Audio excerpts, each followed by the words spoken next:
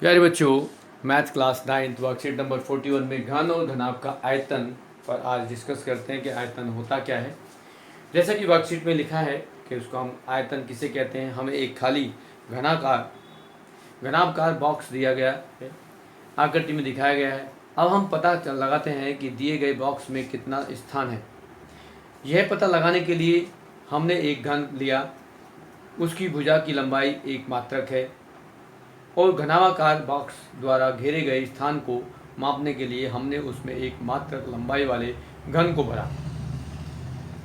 जैसा कि आकृति में दिखाया गया, क्या आप बता सकते हैं कि बॉक्स को पूरी तरह से भरने में हमें कितने घनों की आवश्यकता होगी?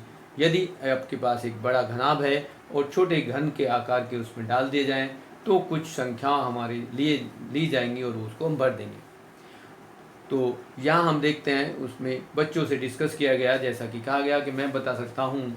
तो हमने देखा है कि बॉक्स की एक परत में 5 गुना 2 घन है और इसी पूरी तरह से भरने के लिए हमें ऐसी 3 परतों की आवश्यकता होगी। इसलिए इसमें 5 गुना 2 गुना 3 घन की आवश्यकता होगी, जिसमें 5 लंबाई कह सकते हो, 2 ये खड़े कह सकते हो, चौड़ाई कह सकते हो, 3 ऊंचाई कह सकते हो।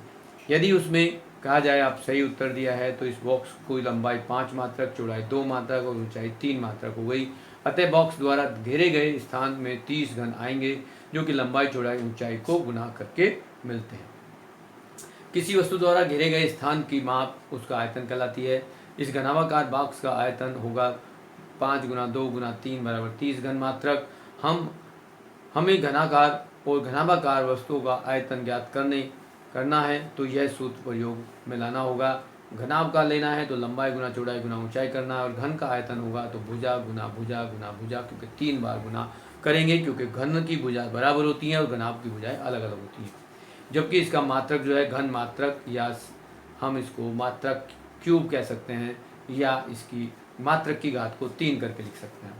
आगे एक क्वेश्चन लिखा गया कि एक प्रश्न को हल करते हैं। तो इसमें लिखा गया कि माचिस की डिब्बी के माप 4 सेंटीमीटर, 2.5 सेंटीमीटर और 1.5 सेंटीमीटर है।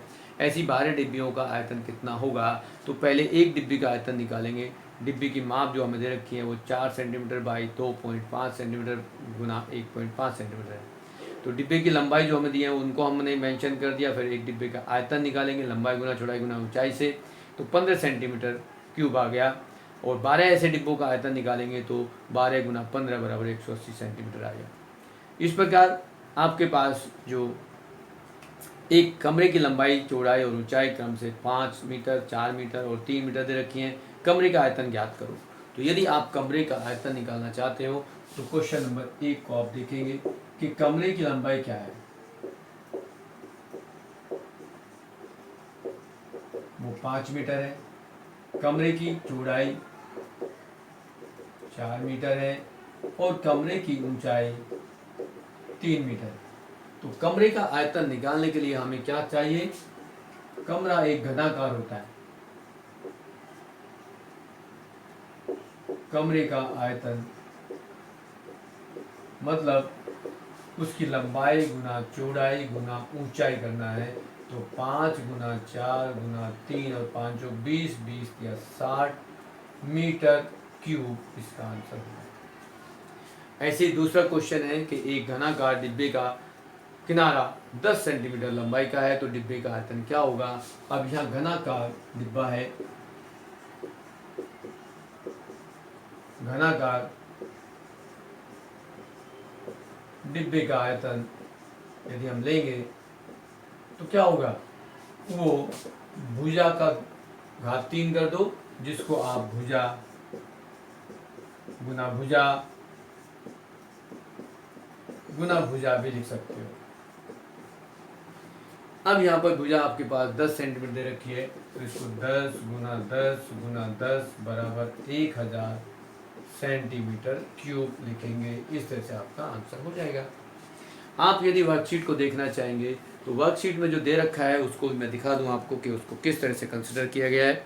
यहाँ आप देख सकते हो कि यहाँ जो आपकी वर्कशीट है उसमें आपके घन को दे रखा है। एक छोटे छोटे घन दे रखे हैं, घनाभ दे रखा है। घनों को घनाभ के अंदर रखा जाता है और उसको फिर उसमें रख करके देखेंगे कितने घन उसमें पूरे घनाभ को भरने में जरूरत पड़ेगी। फिर ये नीचे उदाहरण दिए हुए हैं, आपको उसका फॉर्मूला दिया गया है कि घनाभ का आयतन क्या है, लंबाई गुना चौड़ाई गुना ऊंचाई है, जबकि घन का आयतन भुजा गुना भुजा गुना भुजा दे रखा है। इस तरह से आपके आगे के क्वेश्चन कर सकते हो। Thank you.